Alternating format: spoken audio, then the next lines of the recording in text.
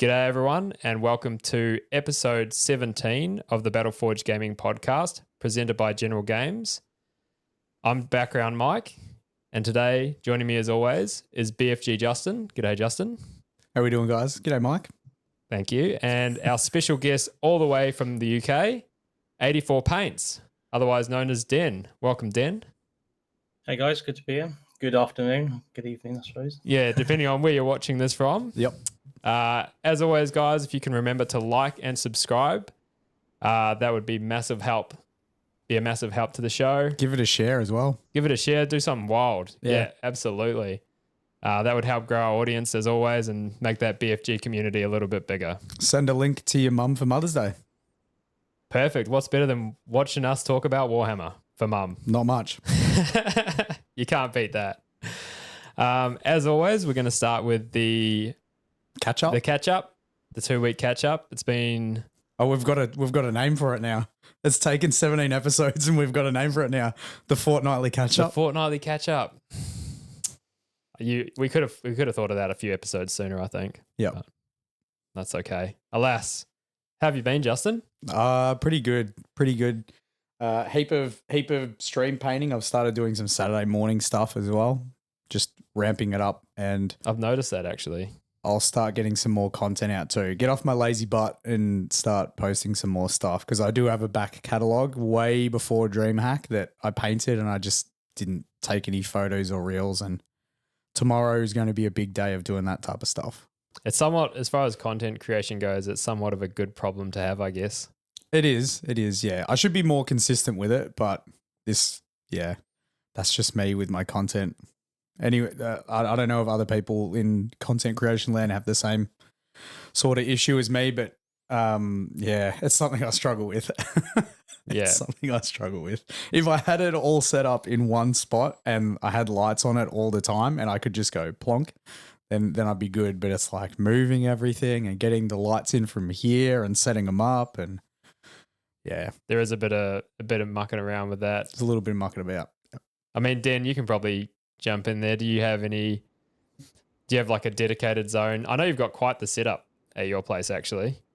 Well, I work in IT, so I have to have a certain level of setup. So I've got a gaming PC and all that. I did do the stint where I did a little bit on Twitch, so I do have all the gear.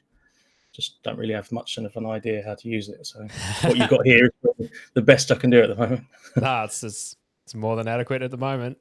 How is it since DreamHack? How have you been? Yeah. How was DreamHack for you? DreamHack for me, people that are in chat have probably heard me harp on, was the best experience of my life. Yeah. Oh. I've been thinking about it heaps, right? Yeah. Like it was very hard to be in that moment. You know, like you were there. We were pretty busy. Like I think you and Marvin were pretty cool heads, and I was trying to put on the facade of being cool. Me too. But I was not at all. So yeah, it was fantastic. When I look back at it now, I had so much fun doing it. Like even that setup before, like when you and I turned up on the Thursday and we were just like, we pulled up the banner. There was like a banner that had Battleforge Gaming on it, and then like what we were doing, and it was like, oh shit, yeah, this feels the DreamHack official banner. Yeah, it feels real now. It feels real. And then they were like, hey, you might not be able to use this banner, and we're like, we are using this banner. We're using the banner. They're like, oh, there's an issue with the monster logo, and we're like, it doesn't matter. We're using it. I wonder if they're like, these guys are crazy. What is it? It's just a banner. Why are you guys so protective of your banner? It's like, it's our banner. Yeah. And like, here's the thing. I think a lot of the exhibits there, it was sort of like there was areas that had like gaming consoles and all that type of stuff. Like it was pretty straightforward what they were doing. And we were the first tabletop gaming type of stuff at DreamHack. So people would have turned up and they'd be like, what's actually going on here? Like, because we had painting set up, we had the gaming stream set up.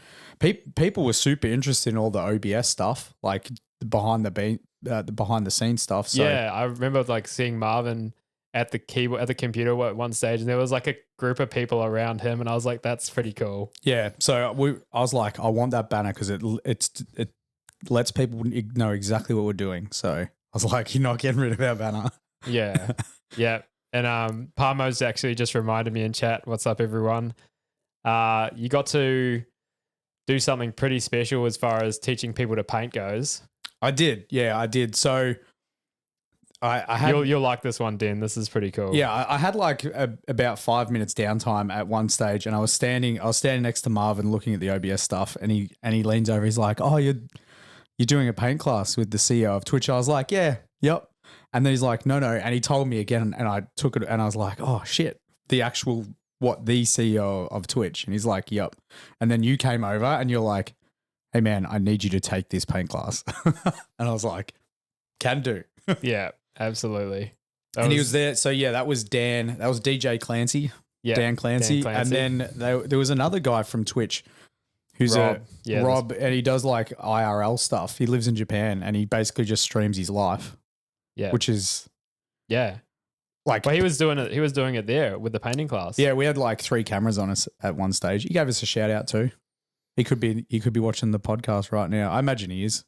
Yeah.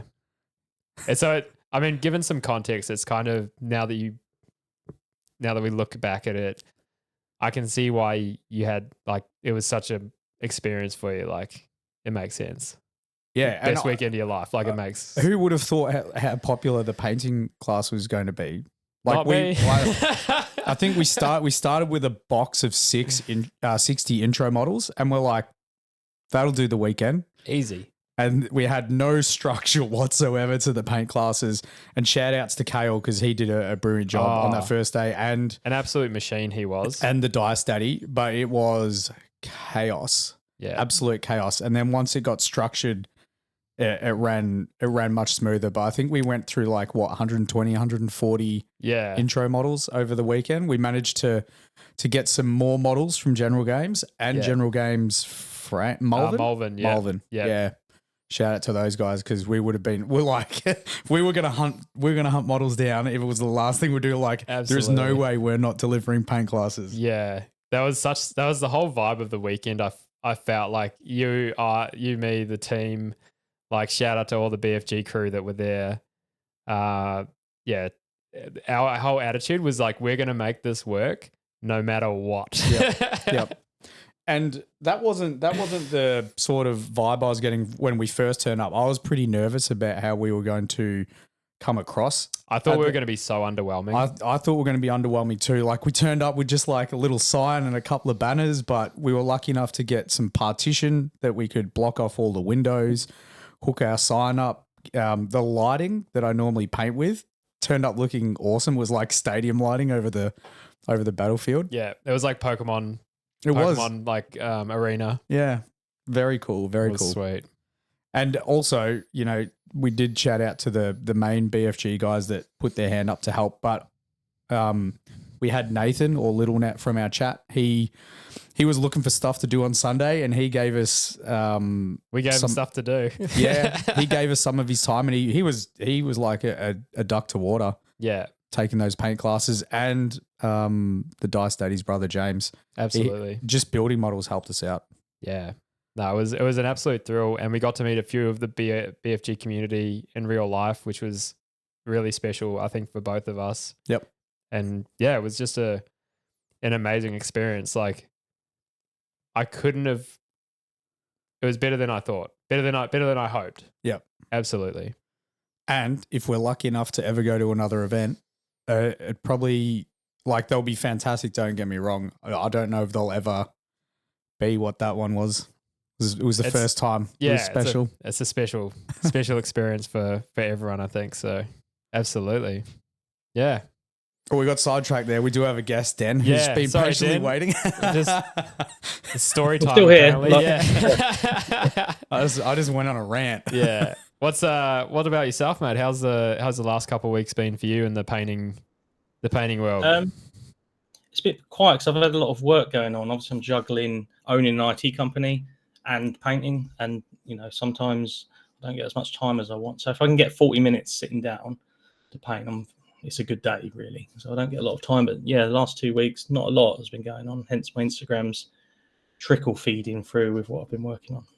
Yeah. I mean, it happens a little bit like that with ebbs and flows, doesn't it? With you sort of juggle your life and your hobby, I guess. It can be, I know even, Justin's gone through it as well. There's some days where you're like, yep, I can easily paint for hours. And then other weeks you struggle to fit it in. So what project do you got going on at the moment? I'm working on an ultramarine of all things at the moment from the the Strike Force Lieutenant. I've started trying to do a little bit of non-metallic metal, so I'm doing backpack at the moment. I've got to finish that. So I just discovered non-metallic metal when I just did a Dark Angel, and I tried it on the sword. I was like, this is quite fun, and then I just started thinking about it, and I thought I can't go back to true metallic metal for a while until I'm good at this. So I'm trying to become an expert in that. Do you foresee like a Sanguinary Guard Dante Stormcask model on the horizon? Whilst I'd love to say yes, I don't think I would ever finish that. I think it would be the forever project, and then you'd see it getting better as the months and months went on. At the moment, I try and paint stuff that's quite simple and not a lot because of the time I have at the moment. I make the most of what I've got. And I had a few criticisms that I don't finish models, a lot of whips because I don't have time. So I'm trying to short and sharp, really. But a Dante non-metallic metal, I think that would be good. But the time, I think, how long would that take? Well, I don't do any non-metallic, but my standard one took 60 hours, so I can only imagine it'd be like tenfold. Yeah, unbelievable. And yeah, is that something? How did you come across NMM? Was that something that you just saw and you're like, I'm going to transition or like test my skills a little bit? I think I've seen people do it and it looks really good. And there's always the criticism of, it only looks good from one angle.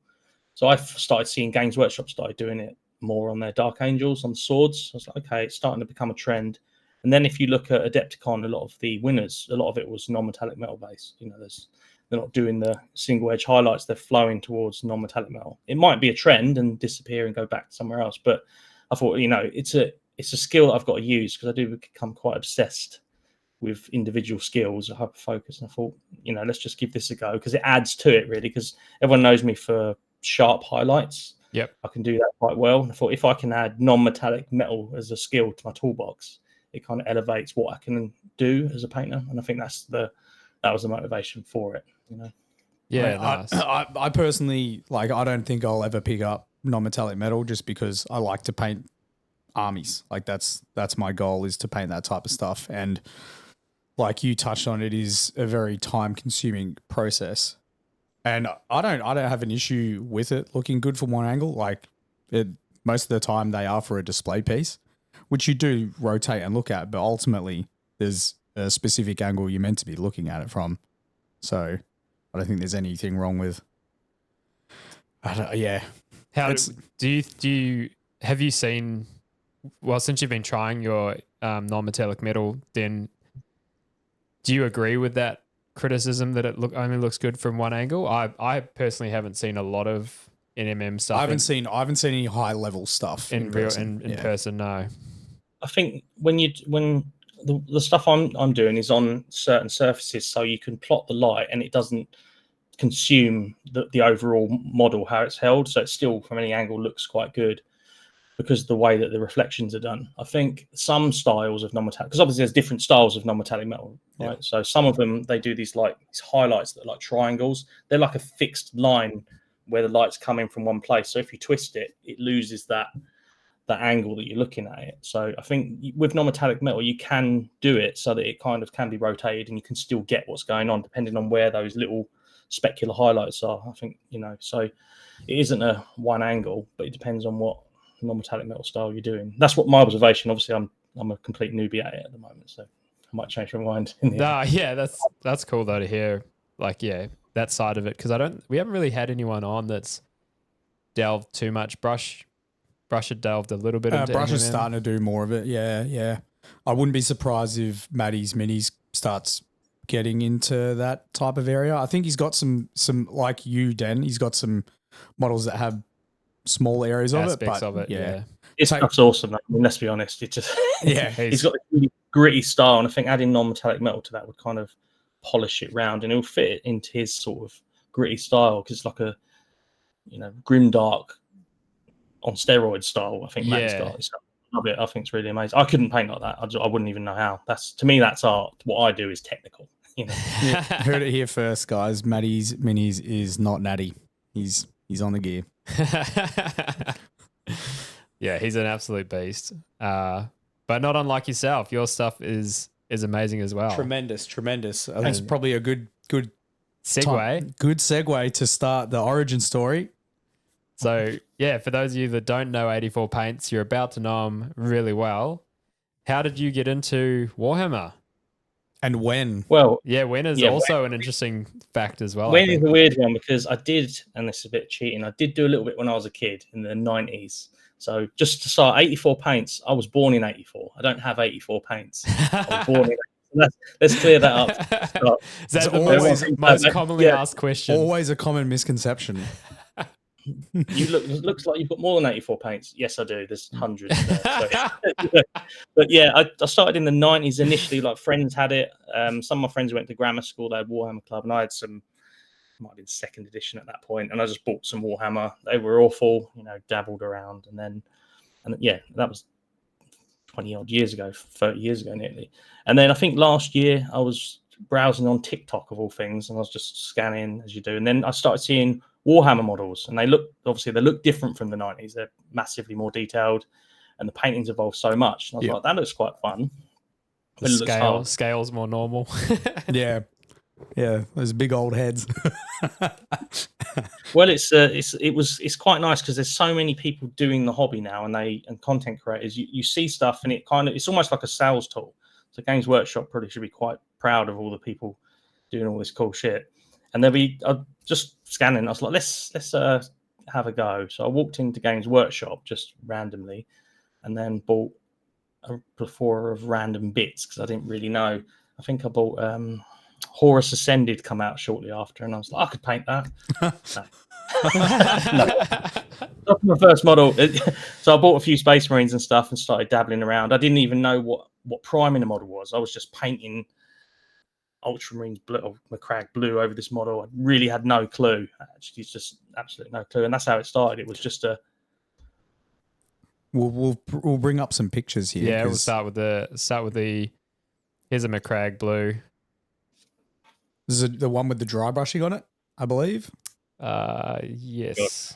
I got some hate on this one because I said it was terrible, and a few people said, well, it's better than what I can do. I was like, that wasn't the point of why I was saying it was terrible. No, yeah. I mean, artists are always the hardest on themselves, and I've made examples to many people of fantastically painted miniatures, and I've seen it on Instagram. There's a guy, Christian's Painting Studio, I think, and he painted an absolutely fantastic, in my opinion, fantastic Alpha Legion model, but in one of his comment sections, he said he didn't like it.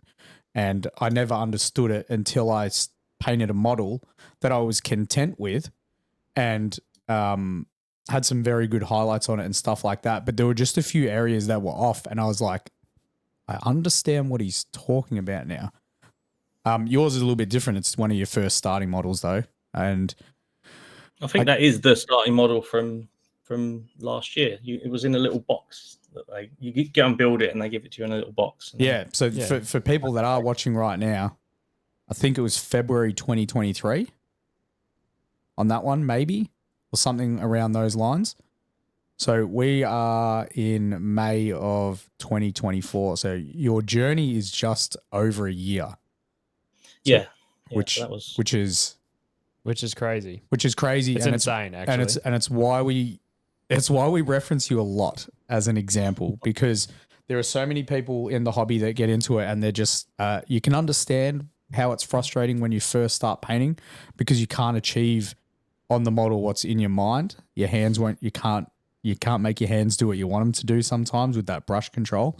And I'm sort of interested in how you managed to get from where you are now, where you started to where you are now, because you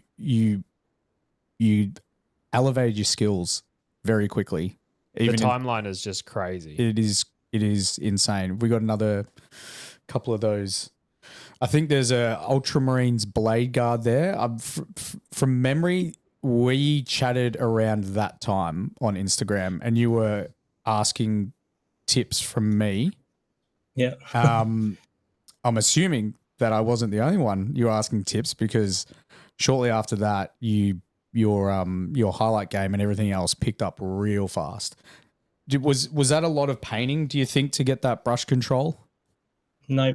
What it was the community that actually helped. So I just started talking to people like yourself, just on your TikTok, and then there's another guy called Big Nate Paints on Instagram, an American guy, really great painter.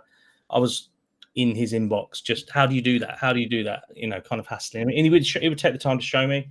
Other people would show me, and then I didn't actually paint a lot. I just really focused. So I just started on how do I get a smooth base. Okay, a little bit of water. Let's try that, and then let's do some highlights. Started too thin, and then eventually you realize the heavy metal style is chunky, mid, laser sharp highlight. Yeah. And that once you understand those three things, it's just practice. And then every line was like a paint job. So I just practiced on every line till eventually, when the whole model was done, by the time I get to the next one, I've put so much concentration into it. It just elevated that highlighting game, really. So instead of treating the model as a whole, you treated one individual highlight as like the thing you wanted to perfect. So Yep. do you feel like you naturally had brush control from the start? I think I do. Naturally, I'm able to, it's just I just picked it up and I was like, I can just do it.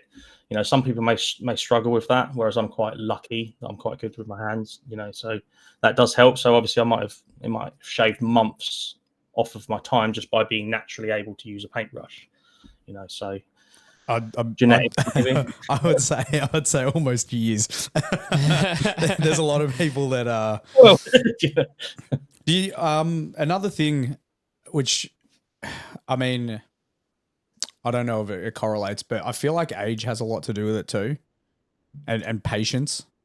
Like when you're young, you're very impatient when you're getting into the hobby. Like I know when I was younger, when I was playing sports and stuff or playing video games, I was pretty impatient.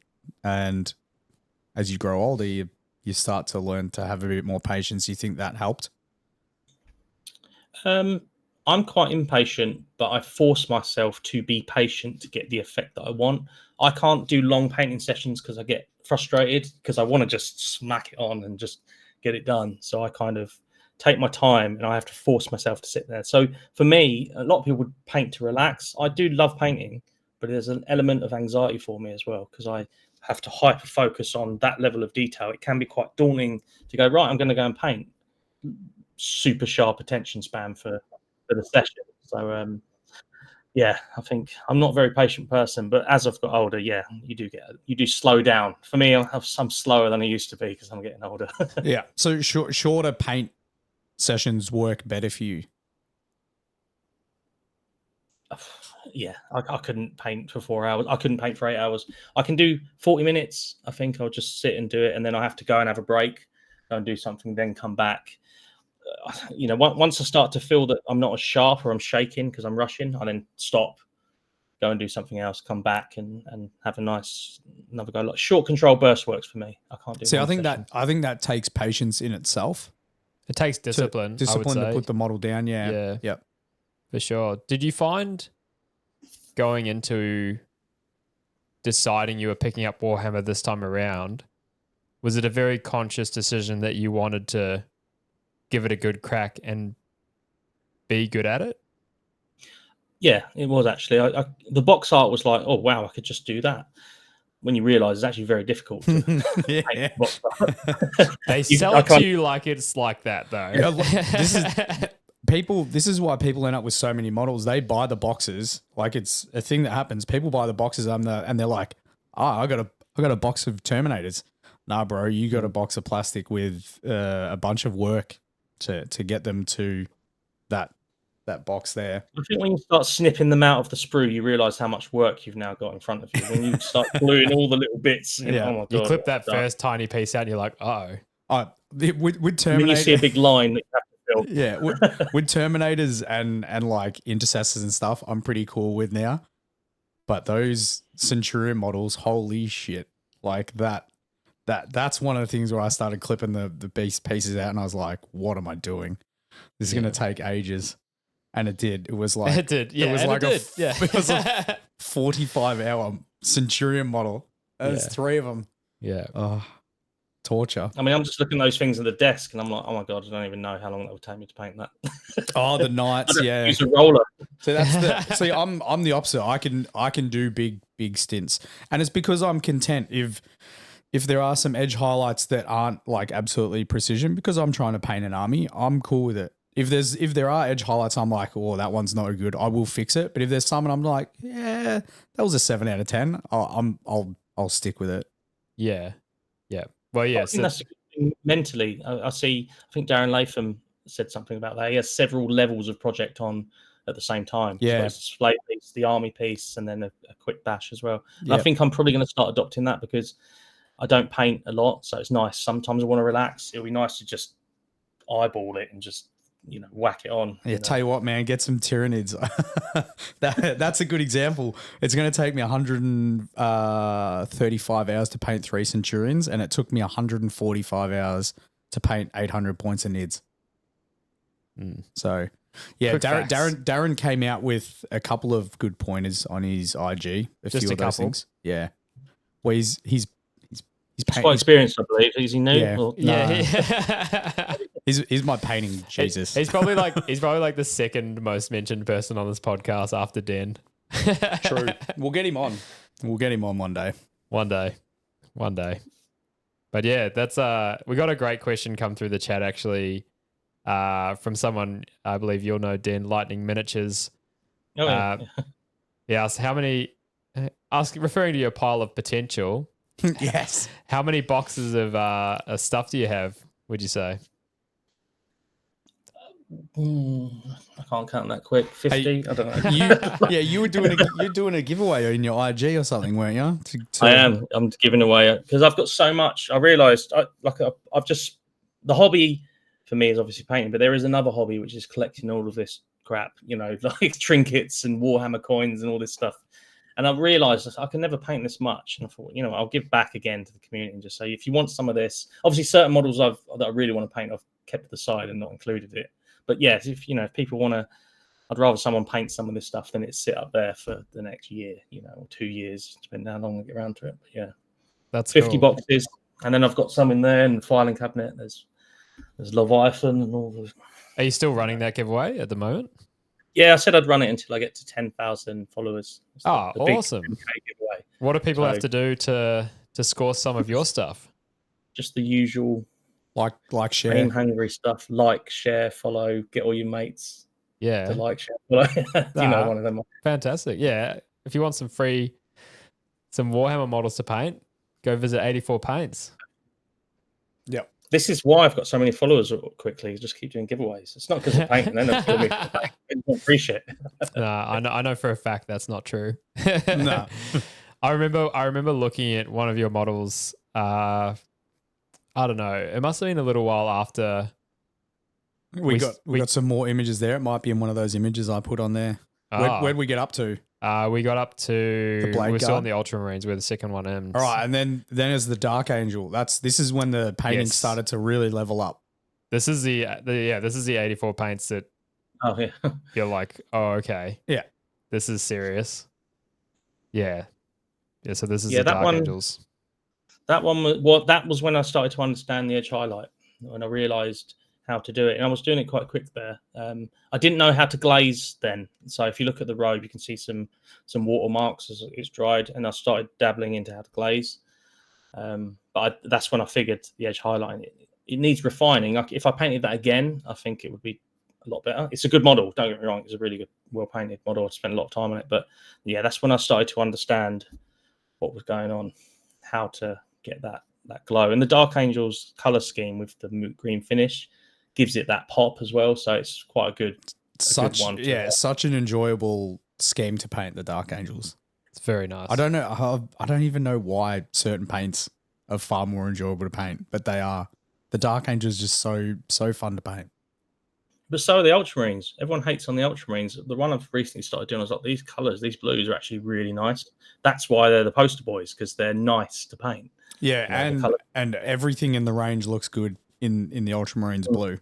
Like you think of a Blood Angel Scout, and I'm just like, I don't know about that one. But blue, for whatever reason, looks really good. So, and they look amazing with veteran helmets and sergeants and all that type of stuff. You break up all those colors with large areas of different color contrast. I'm going to guess, and I'm not an art guy by any means, if you got that colour wheel, I guarantee they would all be complementary colours of blue somewhere. They would sit in the right places. I don't know that far. I'm not that good. I don't know about colour theory or any of that stuff. I just can tell roughly that that's why it looks good, you know. Yeah, I think, Games Workshop do a lot of colour theory. That's why they're reinventing a lot of the colour schemes that are out. That's why the Necrons got redone and all that type of stuff. Yeah. They work on months on months to try and... I think they sculpt their miniatures in a certain way so that you can edge highlight them. There's sharper edges, so that you can get that fine highlight. It makes it more accessible to normal people just trying it. Most people know how to edge highlight, right? But if you can make it a little bit easier for them, it looks closer to the box art. Yep. You know, whereas wrapping an edge highlight that's not on an edge, but you're kind of freehanding, is quite difficult. So yeah, they have crisp edges now for the make it easier. So the next one we've got's Black Templar, I believe. Yep. Yeah. Oh yeah. Have you noticed I actually did the base there as well? Because I didn't do bases at first because I was a bit scared of ruining the model afterwards. You know? So I was like, no, I have to do it properly. So, yeah, this one again was like a step up. Because if you look at the tabard, I'd actually figured out how to glaze a little bit, and the same with the shoulder pads with the like dirt that runs down the bottom. And obviously, by this point, my skills are starting to get a bit sharper. So I started actually being able to freehand quite a lot of these. If you look at the little scratches on there as well, I started. Yeah, the old micro scratches on the armor. That's it's one of the difficult ones to do. You wouldn't think it is, but it is for me. Like, struggle with the micro scratching. It's hard. I think people are more loose with it. If you try and really put them on, and this is something I'm learning now.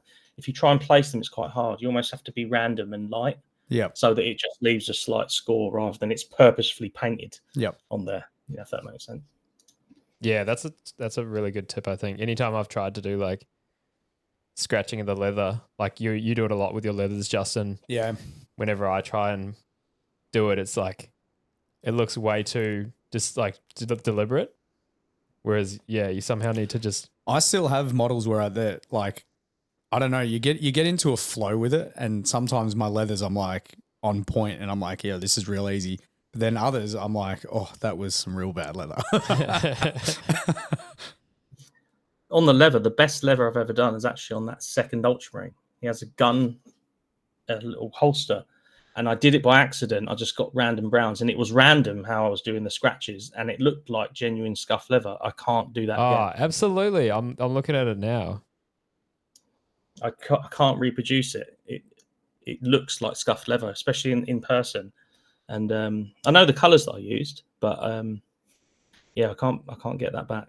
That's an accidental art job, that is. Yeah, the lack of brush control was a benefit. It worked out. Your strokes are too controlled now. Yeah, I'm too precise. I know roughly what I'm doing. Back then, perfect. Yeah, it was truly random. Yeah. So what do we got after the Black Templar? Is it the Blood Raven? Have a look. What was the next one? Dark Angel. Inner Circle. Yeah. Very cool models. I mean, they're hard to paint. The scheme, which is similar to the lion armor, is very dark. Yeah, and what's hard about this one, especially, is when you get to the hood. So you've got the hood that covers the face. On a normal Space Marine helmet, you can put your brush right around the side and draw in. Yeah. On this one, you're painting like that. Yeah.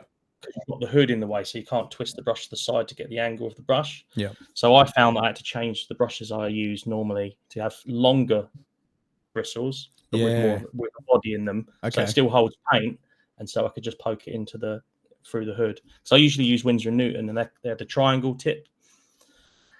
They don't hold a lot of paint, and they just didn't seem to work with it. Whereas I think for these ones, I used Rosemary and Co.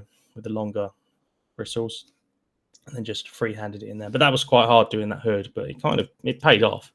Really paid off. It looks amazing. And this is the NMM sword that we were talking about. That was the first go at it. I thought I'll have a go. I watched Infernal Brush has a tutorial on how to do non-metallic metal sword. And I thought, right, let's give this a go. And that was the first attempt. Pretty amazing for a first attempt. Like most things that you seem to do, Den, I think. Yeah, it's just that it is because of the community and the content that's out there. So when I do it, it's not the first time I've done it, because you've watched someone so intently how they've done it. You're probably knocking off so many hours of practice by watching them and emulating how they're doing and how they're manipulating the paint. So This is, I think, why there is an influx of really good painters at the moment, because there's so much material. People have put that journey in for us, and then we just pick up and carry on after that, I think. Yeah. You can only imagine how quick you'd pick it up if you had an in-person tutorial with them as well.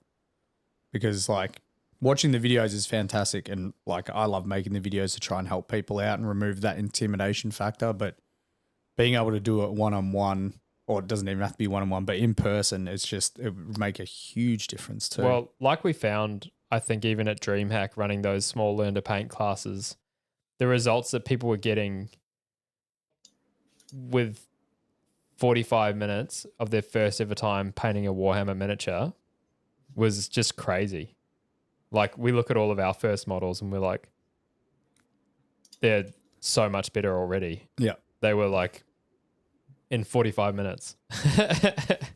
It's crazy when you have people that know what to do. Yeah, give you some simple steps, some like simple they can pointers. They can dumb some stuff down and make it easier. Just make it easier for you. Did you ever go? Even just using the paint, if you say to someone, put a bit of water in it, do this. Oh, suddenly the finish. But to come to that realization yourself would probably take. You might not even do it. You would always straight out of the pot, slap it on. It's thick and clogs up the details. If someone puts more in it, it's better. Yeah, simples, but you don't think of it if you don't know. And then it's how much water. Like then that in itself takes time. I occasionally just show people on my streams. I'm like, we're going to take out 1 scoop of paint and then dip it in the water, and that's it. We're going to be good. That'll do it. And I usually leave a little blob of water on my wet palette, and I dip into the blob on the palette, because then it's a bit more controlled. Because I found if you put the brush in the water pot itself, it would just suck the whole lot up. So I leave a little blob on top of the. There we go. There's a hobby hack for you guys. Yeah, that's a new one. I haven't heard that one. That's cool. Or take it from around the outside on the foam. True. Nice. I've opened your world there, haven't I? Oh, mine's blown. Have you ever taken any classes with anyone in this journey? I did when I first started. I think I saw some stuff by Seed Studios, and they do these hobby courses, and I was like, I'll book one of them. But by the time it come around, I'd already painted the Black Templar and all of this. So I booked in advance to do this beginner's course, and then I turned up on the course being able to paint the Black Templar. Yeah, and you taught everyone how to paint. Well, it was handy because it was like airbrush skills. There was some blending skills, so it was quite nice. It was good to see pace as well, because I paint very slowly. I don't have any friends in the hobby, so watching other people paint and the way they do things. What are you talking about? I'm right here, mate. Well, we can roll dice virtually. No, that's so good. Yeah, and how do you find that? So you still were able to glean quite a lot of little tips and things. Yeah. It's more for me. That course was like the airbrush. So I don't use the airbrush other than to do a base coat. So I'm not very good with the airbrush. I can give it a broad, but for me, it erased the fear of using the airbrush, because it was quite a scary thing. You don't know how much pressure to use, or even just to get it out and spray a model was quite intimidating. But that course kind of removed that for me. I was like, all right, I'll just start using it, and then all the bases I do now, if there's a clean amount of surface I can do, I will airbrush it. And even with the Dark Angel, the Inner Circle, I airbrush the armor in the chest with it, because it gives a really clean coat. and then I tied it all in, blacked everything in, so I had a really nice armor base to work from. You know? Yeah, fantastic. I think I remember when going back to that one of the first Dark Angels you did. I remember seeing it and I was like, you had been in and out of the TikTok live streams, and I was just like, how is this guy asking for tips? It was just, I remember seeing one of your highlights and it just looked like dead straight. I was like, that is just crazy. Well, at that point, I was a one-trick pony, we call it. You know, I just knew that and go and. But then when I see other things, and I'm like, how do you glaze? I think I was asking you, Justin, about the dreadnought you did with you had a different shade of darker shade on the panel. Yeah. How do you do that? You know, it looks really cool. How do you do it? I don't know. All I know is this. Yeah. But I think that's quite a good thing about the hobby is at any point, even as I get better, I will still ask people how to do things if I don't know. Like we're using Matty's Mini as an example. I wouldn't know how he does that effect that he does. So even though I might be better at edge highlighting the heavy metal style, but I'll still go, how do you do that? I don't know. You know, and that's that constantly striving to learn. And some people might get into a point where they feel they're too good to ask, whereas I'll just ask, how do you do that? You know, it looks really cool. Show me how to do it, you know. Yeah. I'd hope there's no one in the community that feels too good to be. Oh, there absolutely would be. Absolutely. Like there's two sides to it, right? Like you could be like, we've spoken on this previously with some of the people we've had on. Like I personally, naturally, prior to doing this podcast, would be a bit hesitant to talk to anyone or ask questions because, these guys aren't going to want to hear from me. Like they don't want to answer stupid questions like how to thin your paints and things like that. But in reality, all of you guys are really happy to help. Like, so long as you ask politely, I wouldn't imagine there'd be. And like I said, I hope there's no hobbyists out there. What's that? Paint list. What? No question. Just that comment to you. Oh, I think I had. Yeah, I it was had like that. once upon a time. Yeah. I remember that comment. I answered him though. Yeah, I know. I was like, which area? Yeah, I need like more details. You want the whole paint recipe? Because I know it looks like just the Blood Angel with like 3 colors, but there's like 30. It's lucky you didn't ask Den. He uses 84 paints, so it's just like it'd be take 80. Same 84 paints on every model. I think in the community, some people who paint generally could do better by learning the basics more. You know, so I hear people say when I was starting things, saying to me, "Oh, you should try wet blending. You should try all these advanced techniques." And I was like, "I'll get to them once I've learned these foundational skills, because then once I get to the advanced skills, I have all of this that I can do, and it adds to that. Whereas if you're trying to do the super advanced, you know, glazes or non-metallic metal before you have mastered basic brush control and paint consistency, that result is never going to be as good." That's it. And I feel like they help tie into that too. Like building your foundations, it's like building a house. Like you're not going to doing the wet blendings like building the walls before you've set the foundations to the house. So like if you do all that work beforehand, then you'll find those next steps to be much easier, as opposed to being like, oh, I'm going to start doing non-metallic metal. Oh, I'd probably try and get a thin base coat first. I don't know how to thin my paints. Yeah. Absolutely. So where did you go after you started mastering these basic skills? Did you have other goals in the hobby? Did you want to compete in painting? That's kind of where I want to go. Is I want to be a display painter. But my goals was initially, I started in February 23. Let's do Golden Demon next year. Let's just have a goal to do Golden Demon and maybe pin. That's my intention. So obviously GD is in Germany, so I may or may not go. But that's my intention, is to just get a pin. For one model, get a pin. And that's the start, right? If I can get a pin in the Golden Demon, the next one I might get commended as this time goes on. As I said earlier, we've got the Cult of Paint MPO this Friday. I'm entering it. I'm not really prepared for it yet because it was like I'll enter it. So I'm finishing the model in the next few days, and then that'll be the first painting competition I've ever entered this this weekend. I have no doubt if you enter Golden Demon, you get a pin. I've seen some people that have got pins, and I think you will score a pin. We got that Blood Raven up there, Mike. Show people that Blood Raven. It's one of my favorite models. It would be for you, wouldn't it, with the red? Yeah. There you go.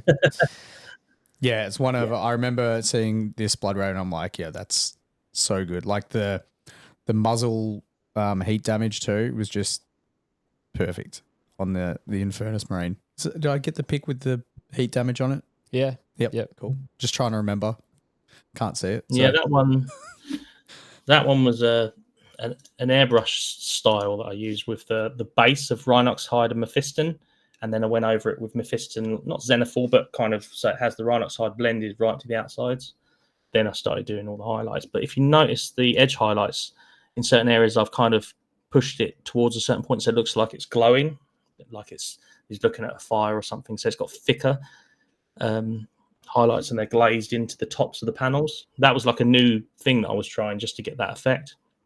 It was stressful, but because you put in the same highlight on the same line as the previous as well, but blending it up towards the edge. So there's a lot going into that one. But yeah, that was good fun. It took a long time. It's a crazy model. The different depths and, like you said, the different lighting that it seems to have across it is just, it's wild. It's very, very, very cool. It's quite a rare model as well. It's the Getting Started Marine, isn't it? They do this magazine, the Warhammer Getting Started magazine. I'd never seen that magazine. I was like, that's a unique model. I'm going to paint that. You know, very good magazine. That one too. That's one of my favourite ones. That, yeah, it's a nice one, and it's a Blood Raven, so people love those as well, don't they? So. They are extremely popular, the Blood Ravens. How long ago was this model, would you say? October, November sort of time.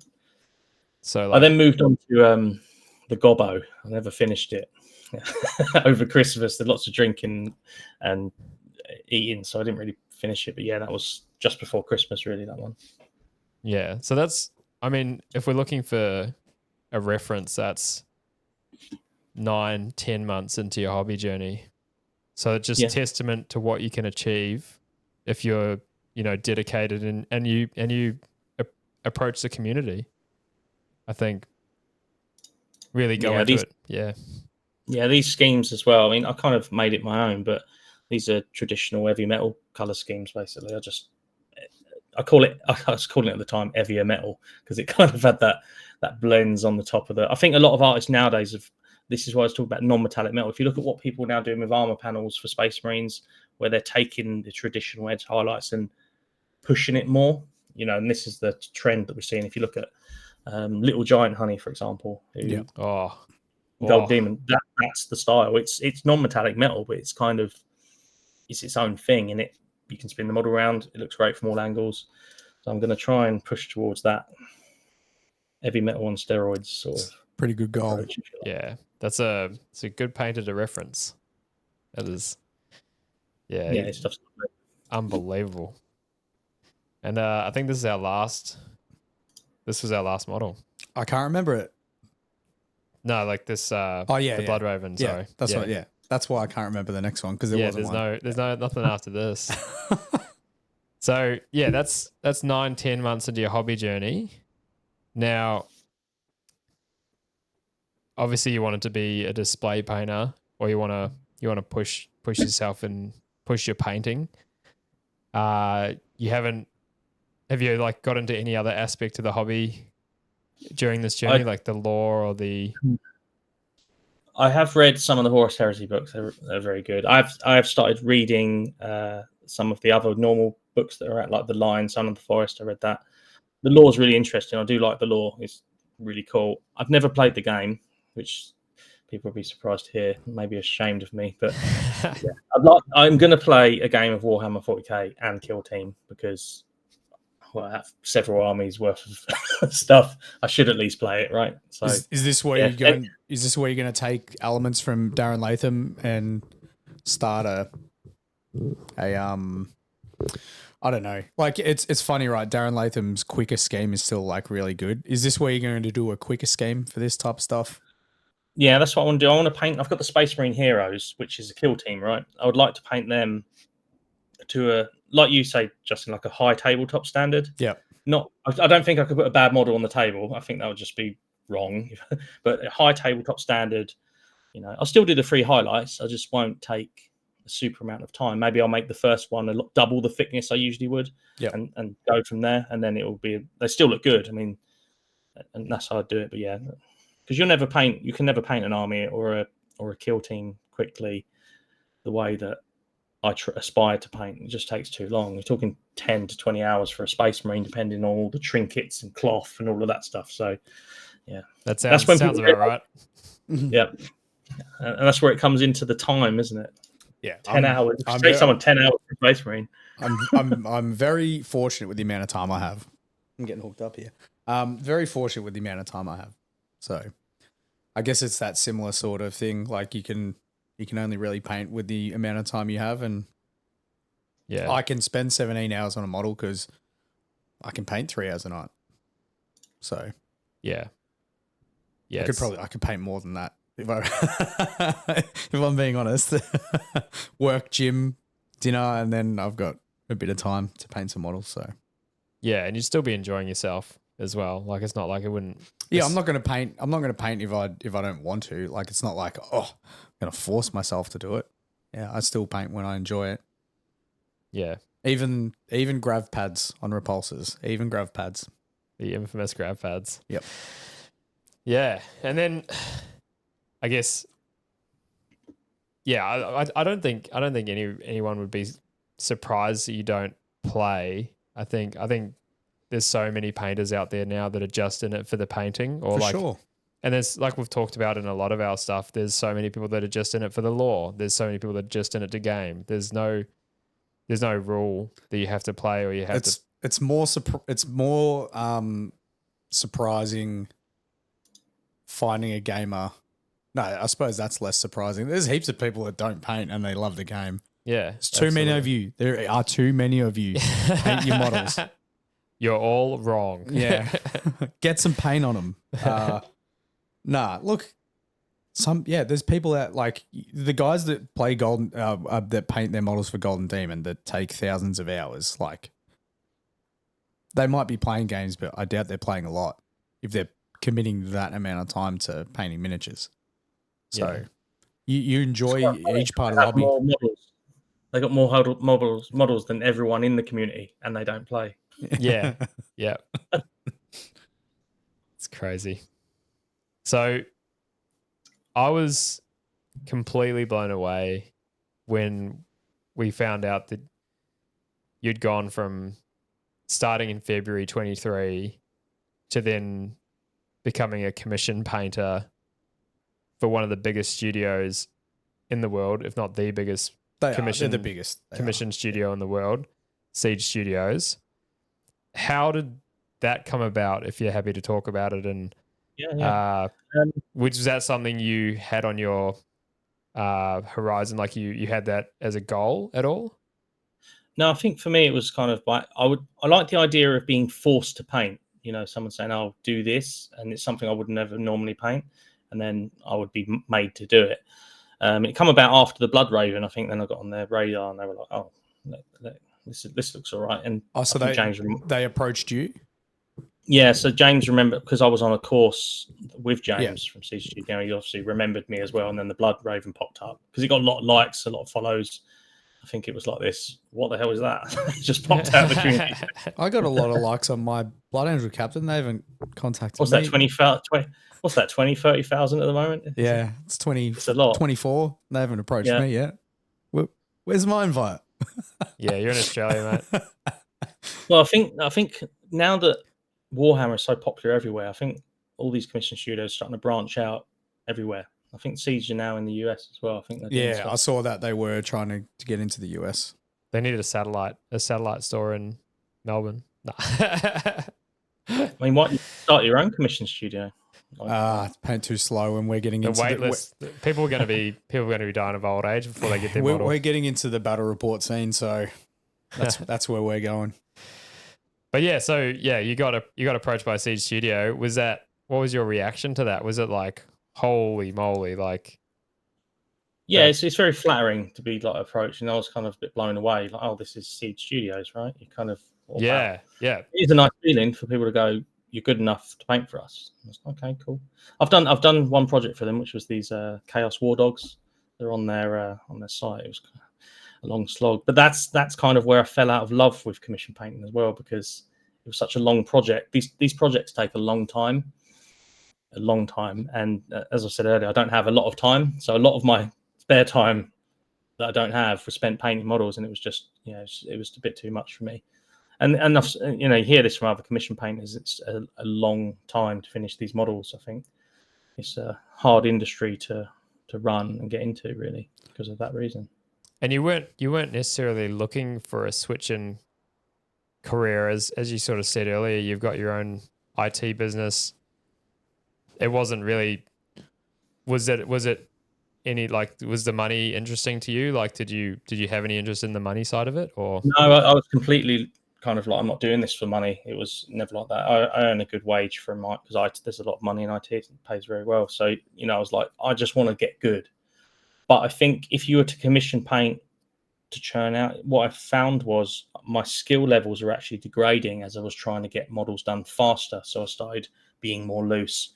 Then when I went to paint again, I was actually had to relearn how to edge highlight to that same standard, because I'd just spent hours and hours whipping around a model quick. I mean, they're good highlights, don't get me wrong, but they're not what I can do at my best. So it did knock my painting a little bit, because I was painting to a substandard and faster, So there's a trade-off there, I think. But it was never about the money for me. It was always about painting, getting paint on models. Yeah. Did that consume your entire painting time, those War Dogs? Yeah, it did actually, for me. It took actually some of the joy of painting out of it, because I was initially I was like, it's going to force me to paint, and then I was like, I'm being forced to paint. Yeah, I'm not into this. I had these models, and they did look really nice, and I was like, and then I just started burning out, and then I had to go and paint. I think I painted a shield from the Deathwing Assault box. I needed a change and just to paint something completely different, just a side piece. Yeah, for me, it broke it down, broke my love for the hobby down a bit. So then I've got it back after. But yeah, maybe I'm an anomaly there. Some people might be able to paint commissions like that, but I just I think think difficult. I think you got to be a specific type of hobbyist to do that type of stuff. Like, I just envision, for me myself, especially now that we're starting to try and create more and more content. Now I would envision I could do a commission piece. I could do a Primark for someone for X amount, and it would take me 100, 150 hours. But then I'm like, that's 100 and 150 hours I could have spent painting the Blood Angels for our battle reports, or painting the 2 armages that I'm going to use for the Imperial Knights for the battle reports. So yeah, I think you got to be I don't know what the word is. I'm going to say special. You're a special type of hobbyist if you really enjoy giving to the community and painting armies for them. I know you're getting paid, but like, It's almost like someone who works on a factory line soldering things on a motherboard. Obviously, if you took this stuff, you can translate into very simple, put this color down, then do that, and make it very robotic and artificial. And then that's a production line. And I think that's what most commission painters would probably get into, that robot mindset of next, because it would lose that sort of love for every highlight, and okay, I want to really push those highlights over there that you'd have to move towards for display painting. Whereas commission would be right, next layer. And I think that's where Games Workshop have if you go on their app, they have battle ready, parade ready, and they're very binary colors and methods to do it. So I think that's kind of what sort of person you'd have to be, is to be able to just do these things without too much thought, if you like. And I'm not disrespecting any of the community. If you can do this, I tip my hat to you. I can't do it. So yeah, absolutely. Yeah, absolutely. It's not, definitely not a negative thing at all. It's just there's heaps of different hobbyists with different interests. Not everyone's interest is display painting. Not everyone's interest is gaming, So yeah, you work out what works for you, what you really enjoy, and that's what you do. You don't really compare yourself to other people. You like, if someone comes up to you and tells you how you should be doing your own hobby, I've used some expletives on the the streams before, you don't necessarily tell people to get effed, but I mean, it's your hobby, right? Do it your way. And then that's the way you're going to enjoy it. If you're trying to do it someone else's way, you might not enjoy it at all. So, and that's probably a little bit loosely like what happened to you, Den, with like you're being told how to do your hobby when you're a commission painter for a studio like Siege. And, you know, I don't think, knowing your standard of painting, you would have been entirely happy with the speed that you were having to paint those models. And is there, because you knowing you would have had to be that they have different tiers of painting standards that they offer for their customers. That's right. Yeah. You would have been the top tier, I'm presuming. Well, no, the ones I did were the first ones was actually the bronze tier, which was the lower tier, and that was quite hard to go. Okay, I have to approach this really differently. You know, it's actually quite a hard thing to paint to a tier when I would naturally want to paint to the top tier. Yeah. That's how I would naturally flow, and even changing the thickness of the highlights. That's something that you have to take into account. Yeah. Because if you've got two highlights, they're still wanting to pop out, right? So, but you don't have the three highlights to do, so you have to make them thicker, and then one of them is going to be a more dominant, sharper color to still get that vibrancy. You know, it is something that you have to practice. Got to change the colors up as well. Yep. That's why whenever I get asked, last night Parmo asked me for a recipe for some custodies, and I just ask simple questions. I'm like, how in depth do you want to go with it? How many highlights do you want to do? Because that's going to change up the colors that are going to get used. So it does change a lot. The quality. Or if you say to someone, put 4 edge highlights on a Space Marine, maybe 5. It just time-wise, that's a lot to even do one highlight. Then times that up to 3, and then we might do 4, 5 with dots. Yeah, it's a lot of work. Yeah. How did you find the time frame that you're allowed with those sort of commissions? Because this is the first time I've ever spoken with anyone that's worked for a studio. We've crossed paths with a few independent commission painters, and things are a lot looser. I imagine when you're running a bigger business with a studio, there's certain expectations that you have to meet. What sort of time frame were they allowing you for the project? So was it fair or reasonable? Or yeah, it was quite fair. I think the problem is the amount of time you've got. So a time frame, you know, I think I had like a couple of months to finish these, which was quite a lot of time if you were to just do them. But because of all the other commitments, and you think this could take 50 hours. So if you've got 50 hours to just burn, you could just do it very easily. But when you're scraping your free time to meet that in 2 months, it's actually quite a short time. You know, if you say that to someone, oh, you've got 2 months to paint them, it mentally sounds like a long time, but it isn't when you've got other things going on. Maybe you've got your own hobby as well that you want to do as well. So yeah, it's kind of, I mean, it is a business as well. That's the other thing with the studios. They have a business to do, so they have to set timelines, and they got to keep their customers happy. So it's a very strange one, because it's not, I don't think it's something that you could do full time, because of the amount of hours compared to how much you get paid. So I think it's almost like a strange place it sits at the moment, because so many people want their models painted, but I don't think they appreciate how much it would actually cost per hour to paint these things.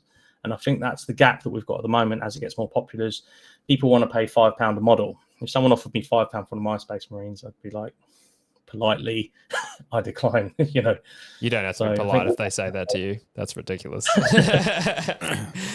It is something that we've spoken about a little bit on podcasts. It's something I've spoken about in comments through Instagram. And hopefully we can start to bring more awareness to the community about commission painting and the understanding what is involved. If people drop by one of my streams and saw me painting, and they watched every single stream it took from start to finish to a model, then they might potentially understand how much effort and time is involved in doing these models. Yeah, it's just... That's actually interesting. And it's highly, highly skilled work. If you're wanting people like Den to do it, like, look, Den's only been doing this a short time. Doesn't mean he's not skilled at it, as skilled as someone who's been doing it for longer. It's just, if you want someone who's highly skilled at a trade, you best be expecting that their time is valuable, and it's not going to be quick. Yeah, absolutely. Yeah, the expectation certainly needs to change in regards to pays. I'm curious with a company like Siege. Would you mentioned that you don't think it would be able to be a full-time job? Is that because do they pay you per model, or do they pay you like by I the think hour? If it's a like 50-hour model? most of them it'll be paid per job. So when you work out the hours, it's quite aggressive in terms of time. I won't speak specifics for Steve how much they pay, but it's it is a per project fee, and I think all of them are like that. I don't think you could, unless you worked for Games Workshop or something, and it's a job employed in the office, paid per hour, and it doesn't matter what you pump out. I think that's the challenge that a lot of these studios have, is it's a per job, because the customer wants a price for the job, right? They would go, how much do you want to pay? Not, oh, it's £20 an hour. How long will it take? Don't know. So they have to do a fixed fee, but it's quite hard because the market doesn't know how much time it takes. I think that's the problem that studios and individuals have, is they don't know. And then, as you said, it's a skilled thing. It's not an entry level job. I don't know anyone that could do an heavy metal style paint job just the same as if you were just digging a hole in the road, that sort of comparison. Yeah. I think things do need to change, and you're right with the awareness, is this takes a long time. Just try it. Yeah. Have you done the math? Like, Justin's spoken on it a lot. Like, if he was to do a commission, he views his skill level similar to that of his current trade, and he would be expecting a similar wage per hour. We'll just trigger people. We'll just trigger people. It'll be $600 Australian for an intercessor. Yeah. And what rate would that be per hour? $30 an hour, which is less than what I get paid now. So what would that be, like £12 an hour, something like that?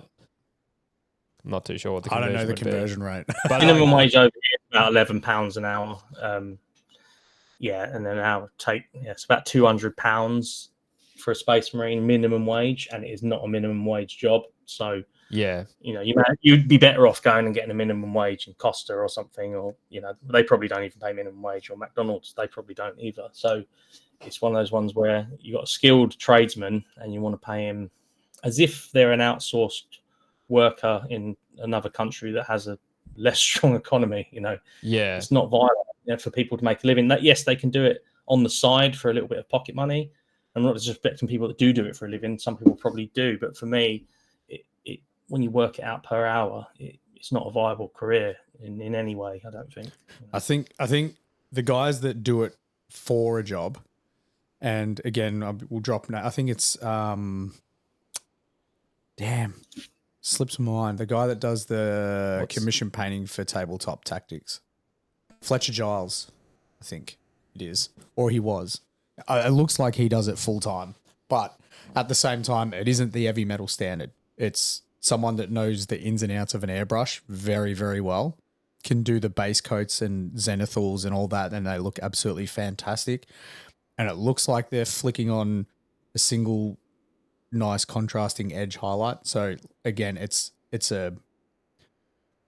they're very skilled. I wouldn't say they're less skilled than me. They're probably more skilled than me with what they can do, but it's a different style of painting to achieve that type of army in that time as a job. But then their business isn't also painting models. Their business is that, and this supplements that business, which is where the money probably comes from, rather than the painting of the army for the shows. Yeah. So that's just a supplement to the main source of income, I'd say. I don't know the business inside out, but do you see the painting of the models is not the focus and where the money comes from? So yeah, or the fact if they are like commission painting for companies like, or businesses like Tabletop Tactics, if they are separate, the amount that Tabletop Tactics might be willing to pay is probably more than your average current customer looking for a commission paint. But because Tabletop Tactics understand the value in the paint job and the time that it takes and what it's going to give them. Exactly. So yeah, there's definitely a imbalance, I believe, or a gap in the understanding of what's required and what it takes to paint models to the high standards that you guys are painting to, and the value. I believe it'll get closer. I think if we push that a little bit and say it takes this amount of time to do a Space Marine to that standard, and then push that in the community, people then understand actually it does take a long time. Because I think the community is also spoiled by the community with all the content. They see a really good artist whipping around, sped up YouTube video, go, oh, they're doing that, spraying this, and it's sped up. They don't watch a YouTube video that's 20 hours long of one Space Marine being painted. Yeah. They will do the short clips, so they kind of sport, but you just have to wax and paint on. Maybe if we just all push, it takes a long time. And the paint's involved and all that. Like what the Dark Angels tutorial is an hour long. That's a long tutorial. Yeah. That is a long tutorial. And yeah, like even speaking with guys like Maddie's Minis, he's just like, yeah, my stuff takes me months. Yeah. His Desolator model took him 40 hours. Yeah. Yeah, 40 hours. Yeah, exactly.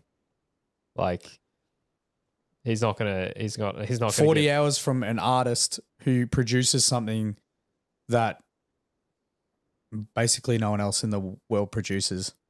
Yeah. How do you value that? Someone will want to pay him £5 an hour. Yeah. Painting to that standard. Yeah. No one can paint like that. Yeah. There's definitely got to be some, some catch up being done by the customers or the people that are looking for a commission paint job. But I think it will happen as they probably don't need a full understanding, but if you're going to approach someone for a commission piece, go in with an open mind about the price you're going to receive from the person and understand why that's happening. Like, don't go in and be shocked when someone's like if I told someone, hey, if you want one of my Death Watch Marines, that would be a $600 model for a single intercessor model. Don't be outraged by that. Like, go in and be like, oh, wow, I didn't understand that that's the amount of time and effort that's involved. That's really cool. I can't afford that. Thank you very much. Just because you can't afford it doesn't mean you should be offended. I don't walk into Ferrari and be like, oh, shit, your car's $2 million? This is outrageous. That's ludicrous. How can you charge that much for a car? You're not a Golden Demon painter. Be crazy if you yelled that at Ferrari.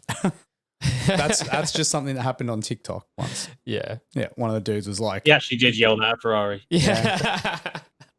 I got kicked out pretty fast. Yeah. Yeah. You did have someone come into your stream, didn't you?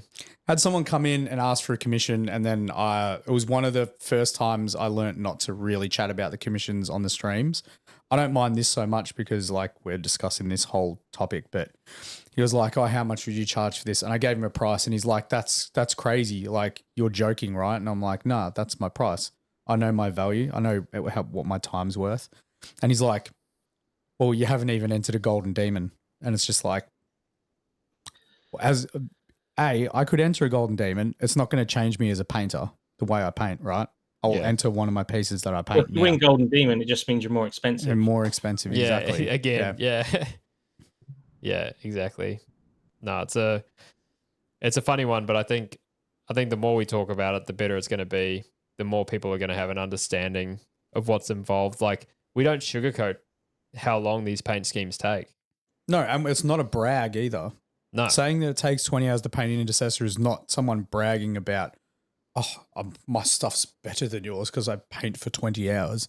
No, that's just how long it takes me to paint a model. Yeah. That's simples. Yeah, I got one speed. Yeah.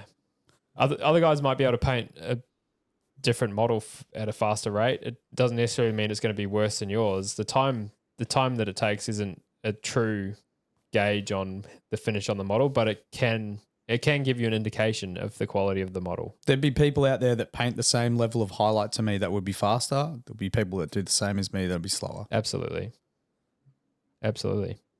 How long did you say it would take you, Den, for like a regular intercessor? It's 10 to 20 hours, I'd say. Yeah. Depends on trinkets. A little thing like a tabard can change the pace because you then try not to get the paint from the tabard on the armor, and vice versa. And then you've got the little, they wear these little trinket things with the skulls in.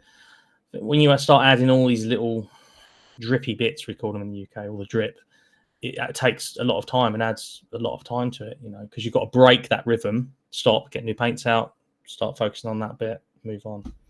It's like cloth as well. If you've got the Dark Angel, I recently did that's all robe, that's all glazing. That took a long time, and then you got the freehand around the outside with the little arrows on it. All of that just breaks that rhythm and takes longer. And then you have to be neater as well. And he has the inside robe underneath. So to get that, I made a mistake by gluing it to the model first. If I did it again, I'd paint it off and then glue it underneath. All of that adds hours. People don't realize that. Yeah, absolutely. How, looking back now, did you say you'd finished with Siege Studios? Was that the only project you ended up doing with them? Yeah. I finished that. I don't do commissions anymore. I probably would if someone was serious and wanted probably a HQ or a character unit and said, look, I want to pay you a decent amount. And I was like, okay, let's do it, because I don't have a lot of time anyway, and I value my time. And at that point, I didn't do it for the money. But then when you sit down and go, but I still should get paid for my time. 100%. 100%. Would it make it? Yeah. Would it feel different for you? Because when you were painting for Siege Studios, they're not necessarily coming to you for you. You know what I mean? Like the customer's they've gone to Siege Studios for a certain standard of paint finish. They haven't gone to 84 paints because they like 84 paint style. Would it matter? Yeah. Would it matter to you if someone approached you on Instagram, for example, and they were like, hi, 84 paints, I love your style. It would mean a lot to me to get a model from you. Do you think that would help enjoy the commission more? Yeah, because they already do appreciate what you're doing. I want your stuff because I like it. And there is, I know I've got friends who do have people that have their regular customer base and they pay them properly for this stuff. And I think with any studio, the artist is always hidden from the studio, and that's probably because they don't want the clients going direct to the artist and all that sort of stuff, like any other business that has non-compete clauses. The only problem with that is you're taking the artist pool out of the community that you're also getting your business from. So other jobs, you don't have that. You serve a customer base. The people that are employed to do the service aren't also in that customer base, and this is where commission painting studios are in a strange sort of world, Yeah. Did you have any weird things with it where you couldn't disclose your work or anything like that? Like I saw you posting that you were sort of working with them and painting models for them. Were they pretty open with you doing that for promoting the social media side of it? You can post some stuff on there, but it has to go to the client first, and that's quite rightly so. For someone paid for a model and they see it being painted, so it goes through them, and then you can post it and all that. I didn't really do it. I didn't really post the commission work. I just they showed it to the client. I didn't post it on my Instagram. I had other stuff that I was working on. I just thought I'll leave the finished result and then I'll say, here's what I've done. Here's a collection of the images I've done, which I'll probably do shortly for the ones that I did for them. Yeah, nice. Awesome. Have you, moving past that now, have you looked at any other aspects of growing? I mean, I know you're growing towards 10,000 followers on Instagram now, is it? Which is awesome. I think anyone would be pretty happy with that in 12 months. Yeah, it's pretty good. That's pretty sweet. You're happy with that? Yeah, it's gone quite quick. It seems to go up around 1,000 every time I finish a model. And then I'll get 1,000 followers because I don't finish a lot of models. So it's been you'll see these spikes every few months when I get one done. But yeah, it is a nice feeling having people watch my work. I'm working on some tutorials just for I've got a Patreon, but it's free. I'm going to put a how to edge highlight, just a single panel. People want to know how I do it specifically to that fine detail. So I'm making one that's just, this is how you do a panel in this same precision, and things like that. But like I said, because I work in IT, I have my own business.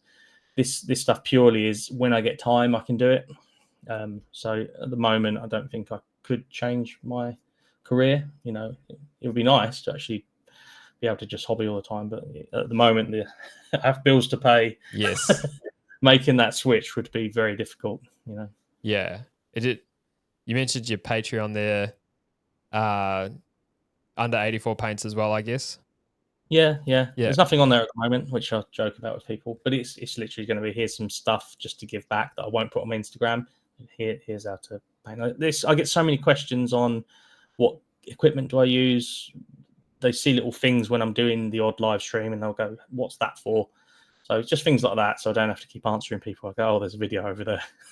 Go and watch that." Yeah. That definitely helped Justin, I think, when he started doing the YouTube videos and things like that. Just having like, how to paint the red, how to paint the black, how to paint all the simple ones that start at first. Yep. As like a nice way to direct people. Still do it in Twitch. How do I paint faces? I'm like, I got a mini tutorial on YouTube. Check it out. Yeah. Anything I do just tries to break it down super simple. So yeah, it's kind of cool what's out there now. Like if certain paint styles, like a Patreon by you would obviously be really cool for people looking for that, like your style, and kind of like what we touched on with the commissions. The flip side is if people want to paint their own stuff, how do they find out how to paint like you? Obviously, they can message you. If you start adding to your Patreon, they'll be able to check that out as well, which would be an awesome resource. I have no doubt. I think with the social media stuff, it's quite hard because I try and reply to everyone in my Instagram, which can be quite overwhelming sometimes. If I put something out a particular piece and people start messaging, I do reply, but then it takes it away from I'm replying on Instagram and not painting. So I'm kind of in the dual world, if you like, of trying to keep your followers happy, but also trying to keep them happy by painting. It's only going to get harder as well as the followers grow. So I know I have heard other people in other areas of social media go like, I got to this many followers before I physically could not keep up with the responses. So I guess it will happen.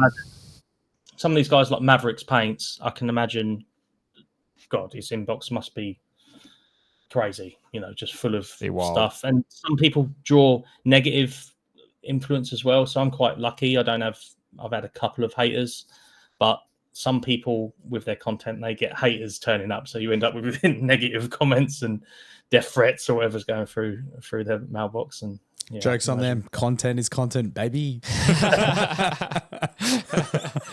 Yeah. No, I did have one person who thought I was a bot.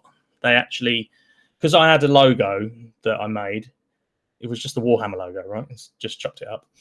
And he said, I'm very suspicious of painters that claim to be new to the hobby, but they put out this sort of work and they've got a logo. Real. And that's like, I'm real. But what was quite nice was people that had watched the journey from the beginning were coming on there, and they were known painters saying, no, we've seen his stuff. We know him. This is real. And they go, okay, he's not a bot farming. Yeah. That's a beautiful side of the community. Like there's definitely a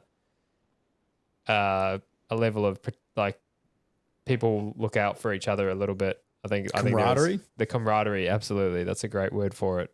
And like you said, with the asking of questions and things like that, like so many of these top tier painters are open to, if they can have time to respond to your question, they will. Like we've had responses from Darren Latham about stuff. Like we have. He even commented on one of our little stories saying that we're at DreamHack. Yeah. So. It's like you don't expect to be, a couple of guys in Australia doing like hobby stuff and have Darren Latham take the time to message, even if it is just as simple as like, great work. Yeah. This is just like what a rush.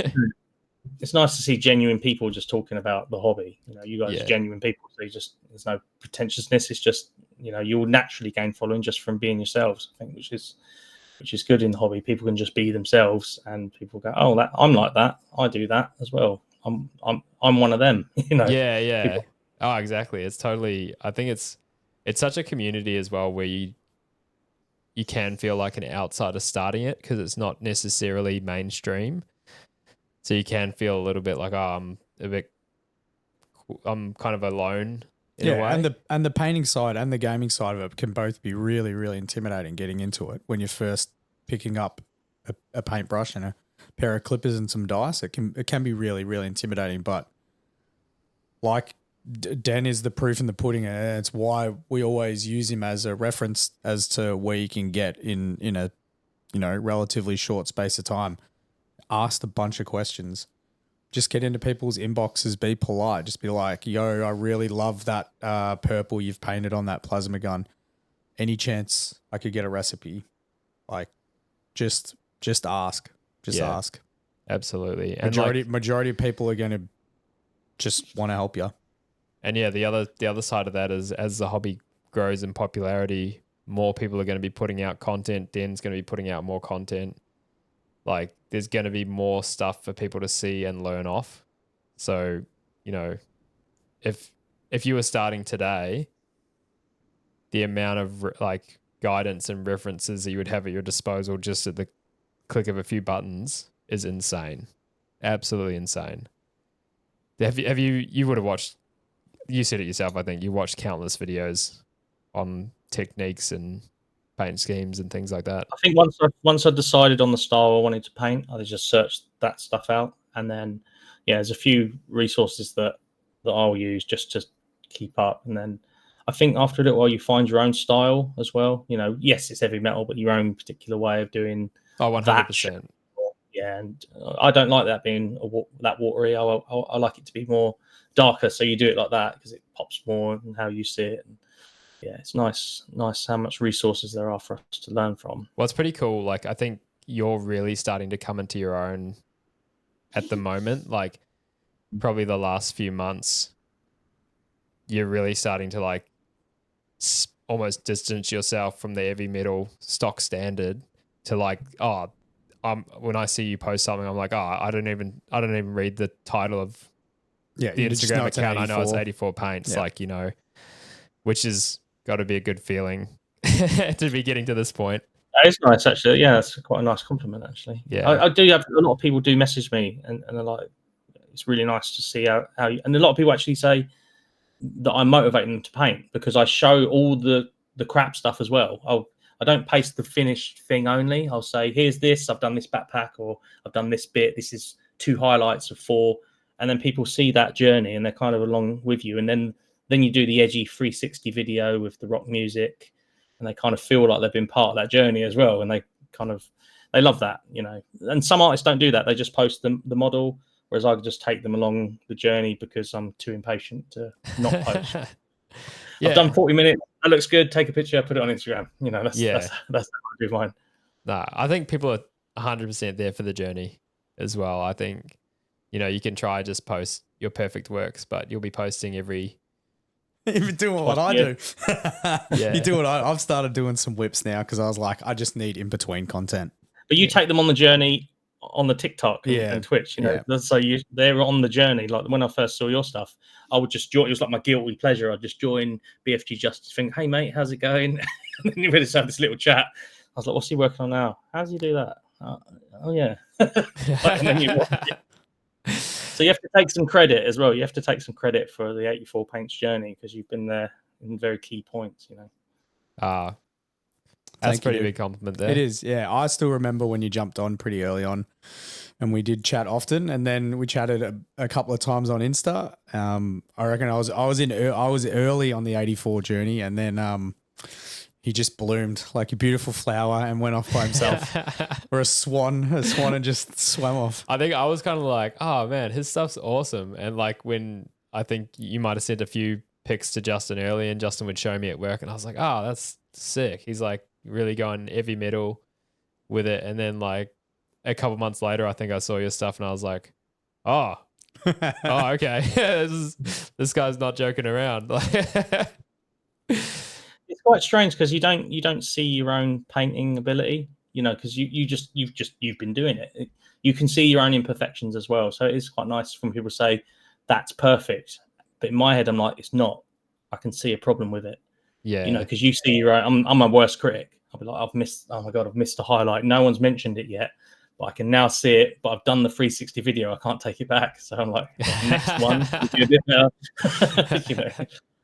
Yeah. No, you definitely, I think for yourself, honestly, like hearing you say things like that, I'm like, oh man, you're so crazy. Your stuff's sick. Like you should be so so proud of everything that you're putting out, because it's inspiring for me. It's inspiring for everyone that follows you. So, like, congratulations and thank you. I appreciate it. Yeah. And like, I see it with Justin all the time. It's like yourself as well, Justin. You're such a harsh critic, and I think you're hilarious in the sense that you're painting towards an army, so you're like criticizing yourself, but you don't say anything. Like, I can tell you're like, yeah, it's all right, and then just stop talking about it and move on to the next thing. Which is, do you do the thing where you show someone the model and then you narrate all the problems with it? So you'll go, here's the model, but don't look at that bit because that bit's not as good as I could have done it. No, I I've learned to just hand it over. I let them find it. I'm like, yeah, it's not the best. Whatever. I can tell when you're happy with a model, though. I think when there's like a model that you like, this is one of my better ones. You don't say it, but you hand it to me and you're just like, I can tell you're like, check it out. It's pretty sick. But it's like, I think learning to be content with a lot of your stuff is good too, especially if you're painting armies. Like, display model different. Yeah, you want to aim for the sky. You want to try and get that perfection. If you are doing an army and you want to do it to high standard, you still need to learn to be content with some stuff, because if you're not, then it is going to take literally forever to paint an army. So, and I think Den's a great example as well, because when you're learning, you have to finish models.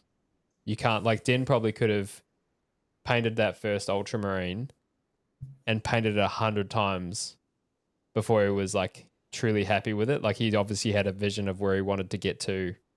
And I'm speaking for you now, Den, but like, you've finished models on this journey. You haven't just been a perfectionist type. You have to finish them, because mentally that's not finished. But how it works for me is you start painting, or how it did in the beginning, and I was getting better as I was going through the same model.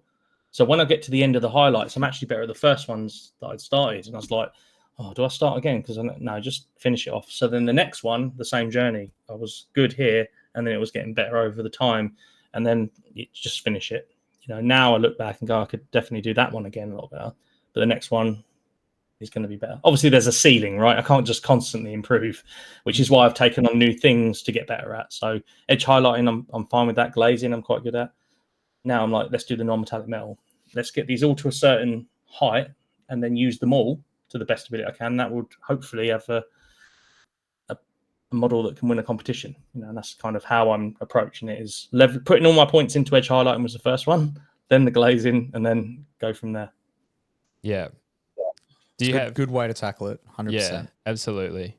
Do you have any more hobby goals or hobby milestones that you'd like to achieve in, I don't know, the next 6 months, or however ridiculous time frame you're going to achieve things in? Angron. Oh shit! Really? Angron. Yeah. I haven't seen painted the shoulder pad as a test. I did see your shoulder pad. It looks absolutely amazing. I haven't seen you do a large fleshy object. Yeah, he's a nice model, and because he's got the reds, red is a lovely color to glaze. So his skin and armor, I think that would be really nice to work on.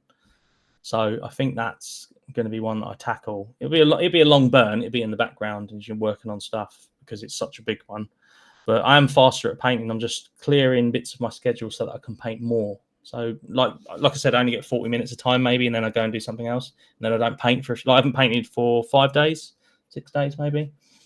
So once I've cleared certain projects and schedules in my business, I can move forward and actually paint more and put more content out.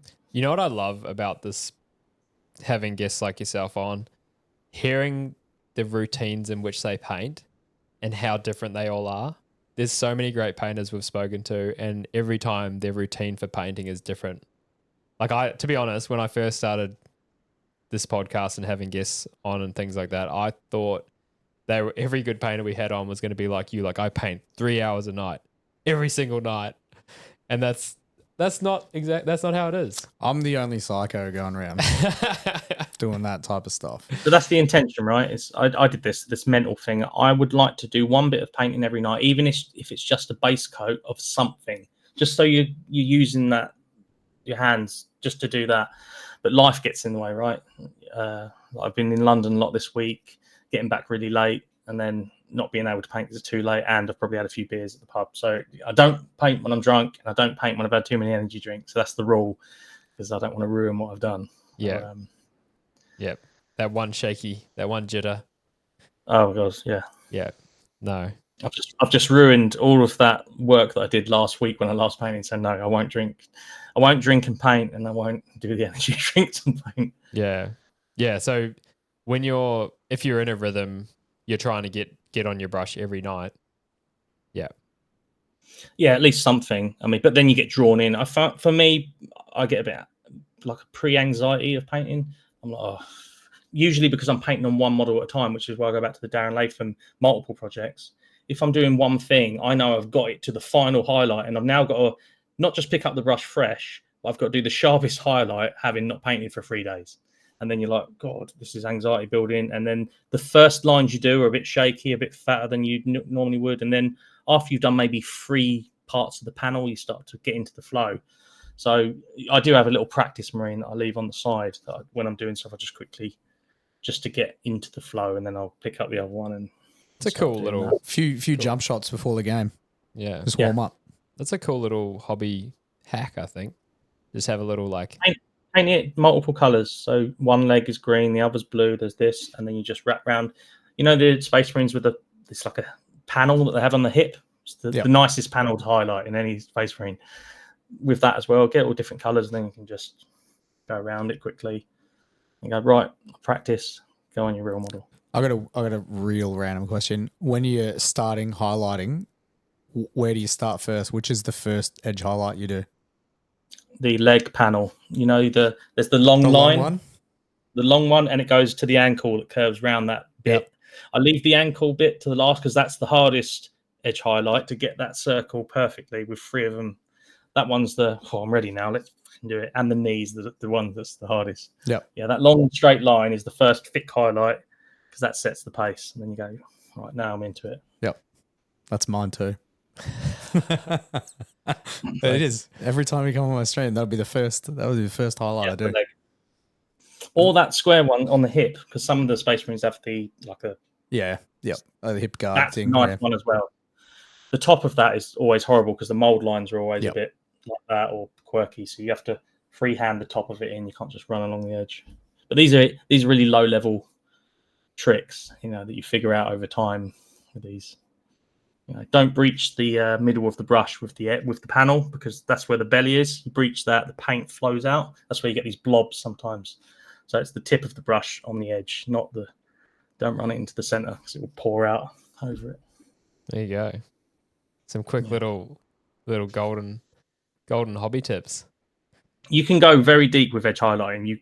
There's levels to it. Once you start to dip into all the little tricks, it can go pretty deep, I think. Yeah, all the addictive. Techniques. It is very addictive. And you said you've got the Cult of Paint painting competition you're going to enter? Yeah, that's on Saturday. Yes, Saturday. The miniature painting open. Be the first. I'm not prepared for it. It was I'll quickly enter it because Golden Demon's not coming up. Because I've had a lot of work commitments over the last few months, I've kind of left it to the last minute, which I hear is a normal thing with painters. They procrastinate a lot, right? So this next few days, I'm going to get it done, and then I'll just take it down there, represent, and then see what happens. I don't expect to win because it's a broad painting competition. It's a very particular painting competition, but I just want to get into the circuit. Just here's my first one. Be a face. Now I'm addicted. Like with the painting, I start with one painting competition. The next one will be right. That's the date, and I'll put it on the wall. There's the date. Let's get this one done, and then have a bit more of a structured approach to it. Yeah, absolutely. I think getting that first one under your belt will be massive for you. Then you'll just grow from there, I'm sure. Hopefully, or it will dishearten me so much I quit the hobby on Monday. Is there subcategories you can enter and things like that for this one? Yeah, so they've got 3 categories. It's on painting skill, so I'm going into the standard one. There's a beginner one, but yes, I am a beginner, but I think I'm probably at the standard level, which is that we're in. And then the other one's like the masters, like you're a seasoned display painter, So I went to the level I think I'm at, rather than because technically I'm a beginner, right? A year. I was going to say it's a good thing they haven't got how long you've been painting for 0 to 1 year, and it's like Den's like, all right, just go clean up. Yeah. Oh man, no, that's awesome, man. I can't wait to see how you go from here, because another year's time, with what you've achieved, I think anything's possible. Yeah, hopefully. I think I've got some projects in mind, and it's time. It's just time. Yeah. I mean, I've got lots of models. There's hundreds of them up there. I'm painting Mephiston next as well, actually. I'm going to really go in on that one, but I'm having a bit of trouble with the cloak because it's quite a horrible mold. He's got this cloak insert that's a big gap in it. So I'm making sure it's right, which is another thing I've learned is clean the models and fill the gaps properly. Whereas, yes, I want to get painting straight away, but the finished result will be not what I want if I don't spend that time just filling the gaps and smoothing it off, Yeah. Big part of painting at a high quality or a high standard is building to a high standard too. I think it's a easy win as well. Like it's a good way to improve your model without like necessarily spending a ton of time painting. Yeah. Like you can get an easy improvement there by just cleaning up mold lines, There's a few sort of easier like hacks that you can use to almost instantly improve your models, and that's one of them. Putting down nice thin base coat, like smooth base coats, is another one. Having a nice clean lip on your base is another one. Like it doesn't have to be a display level piece, and you don't need to go into the 3, 4, 5 edge highlight glazing type of area to have nice looking models. But if you just do the basics really, really well, you'll end up with something pretty nice. Yeah, which I think obviously Den is a living testament to getting the fundamentals right. Yep. And then growing from there, because that's essentially what you did, right? Like free throws, jump shots, layups. Yeah. Don't try the advanced techniques until you've got some basic ability down, because the advanced techniques will never look that good because you can't control the brush or the paint. So start at the bottom, get really good at them, then move on. It's like there's that phrase, jack of all trades, master of none. Be a jack of all trades, master of them fucking all. That's where I'm trying to go. Yeah. Can we start on the podcast? Is it? Yeah, that's right. Yeah, absolutely. Absolutely. This is an Australian podcast. Yeah. Well, I mean, we use it sparingly. Yeah. When it's needed. And I think it was needed. Yeah. We'll allow it. The only one just no C words. It's the only one we're not going to use. We try to avoid it. Yeah. Absolutely. But I don't think we're any risk of that for this one. No. So yeah, what's next for you, Justin? We're sort of got a painting competition we got some entry. I'm gonna so I already follow 84 Paint, so I'm expecting to receive some free models at some point. No. You've liked and shared? I have, yeah, of course. You tag 2 friends. Yeah, Mike and so you're running out. Yeah, that's one of them. So we did twice. We did some networking. Did some networking at DreamHack. So we got some very promising news for our battle reports. So that is full steam ahead with that type of stuff. We're getting everything in order to start to do those.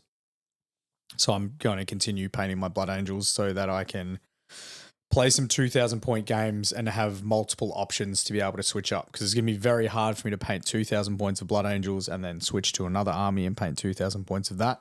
It's going to be easier to stay on the Angels and then continue to paint units until I'm happy with that, and then I can move on to the next army. So are you just going to, once you're happy with the amount of options and units you have, I'm going to sell them. Yeah. Okay. Yeah. Get rid of Yeah. Right. So are you going to put them aside and you're going to try focus on another army. Yeah, so I've been speaking about it a lot, and You're I not was doing like, 14,000 points of Blood Angels. no. So no way. So I was talking about a lot. I was going to do Eldari, but then I spoke to one of our mates, Ray, who went to Arc, who finished third in the painting there with a very, very good looking Eldari Ulthway army. And he's interested in doing battle reports. So it doesn't make sense for me to do Eldari now because there will be someone using Eldari. So the next one could be going back to my roots, back to the Tau. So we'll see how we go. I've got heaps of Blood Angels ahead of me, so it could change at some point. But that's what we're doing. We're working on getting the battle reports up and going. We need to build a whole bunch of stuff. We've got a really cool space to do it in.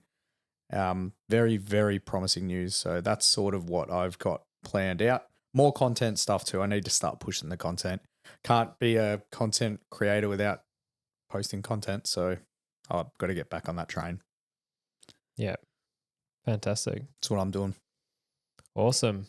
And there's a bigger BFG team behind you now. There is. It's yeah, not we've just- expanded. We have expanded because Mike is very, very busy with his day job now. So it's hard for him to commit to doing some BFG stuff. So we have expanded a little bit and we've divided up the work. So many hands make light work, and we'll continue to push forward into the future and take over the whole hobby community with Battleforge Gaming. It's the plan. Yeah. So, yeah, soon there'll be BFG London, headed up by Den. Yep. Be very exciting. I'm ready. How good. And yeah, yourself, you got the painting comp Den, and then the Patreon We'll see on the what horizon. Yeah, we'll see what happens after the painting comp, because I'm probably going to get massively obsessed with when you see what's out there. I think, because I've never entered one, never seen some of these models. I think that's going to unlock extra obsessions once I start Yep. looking at other people. What has this awakened in you? Yes. I think that's going to be next. Exciting. Well, I'm looking forward to seeing that. That's going to be, really cool. I know you paint a lot of Space Marines. Are you keen to try a bunch of different models? Like I know you mentioned. I think the evolution is Sigmar models. Oh. They're lots of things. I do like some of them. They're quite nice. And I think, so when you paint Space Marines, you've got the edge highlighting. It's a very rigid structure. I think when you start painting more skin and cloth, it's a different flow. So I'd like to try a bit more of that, but not lose the sharpness, because you can also, it's a perishable skill, that degrades, and you'll go back there, but it's something I don't ever want to neglect. So there'll always be Space Marines, because it's just keeps you sharp, Yeah. Yeah, absolutely. Well, that pretty much brings us to the end of episode 17. Yep. Thank you very much to 84 Paints, all Thank the you, way Dan. from the UK. Thanks, guys. It's been a pleasure. Thank you very much. Thank you, as always, to BFG Justin. Thank you, brother. Thank you very much to everyone joining us live on Twitch. This will be on YouTube a little bit later this weekend, and then Unlike the infamous the lost episode 16. lost episode 16, the one that went into the warp. Yeah, that's definitely a little piece of plastic that we'll never see again. But yeah, no, it is on Twitch. What we could record. I think it's muted though, because there was a lot of copyright music in the background. That's right. So the whole thing, it would just be Yeah. like, if you're good at lip reading, you'd be right. Yeah. Yep. So maybe don't worry about it. Episode 17 is going to be on YouTube with 84 paints, and be live on Spotify as well, and across the other streaming services. Thank you very much, everyone. Thanks to 84 Paints again. BFG Justin. We'll see you next time. See you guys. See you guys.